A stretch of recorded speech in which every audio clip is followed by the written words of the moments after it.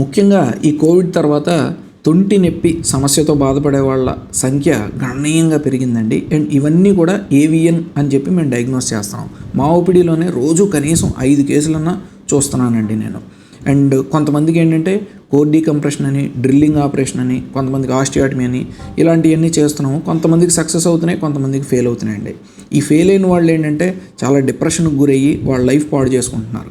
కాకపోతే వాళ్ళు తెలుసుకోవాల్సింది ఏంటంటే ఆపరేషన్ ఒకసారి కనుక ఫెయిల్ అయినా సరే ఏమాత్రం భయపడాల్సిన అవసరం లేదు. హిప్ రీప్లేస్మెంట్ అనేది చాలా చక్కటి పరిష్కారం వాళ్ళు ఎదురుగుండా ఉందండి. ఉదాహరణకి నేను ఈ పేషెంట్ని చూపించాను అనుకోండి, ఇతను 3 నెలల్లోనే తన రొటీన్ యాక్టివిటీస్ అన్నీ చక్కగా చేసుకోగలుగుతున్నాడు. మెట్లు ఎక్కడం దిగడం చేసుకోగలుగుతున్నాడు, bike drive చేసుకోగలుగుతున్నాడు.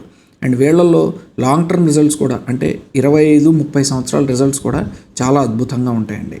So hip replacement చేయించుకోవాల్సి వస్తే ఏమాత్రం సంకోచించాల్సిన అవసరం లేదు. Thank you for watching.